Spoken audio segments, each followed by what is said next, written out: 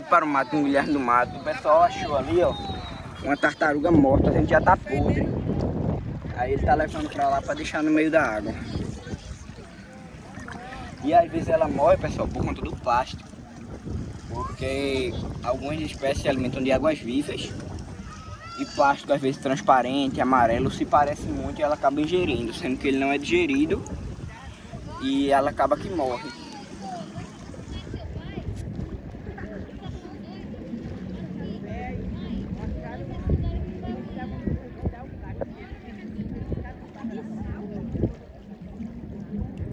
Aí tá fedendo muito e como o vento tá pra cá, aí o rapaz empurrou pra lá.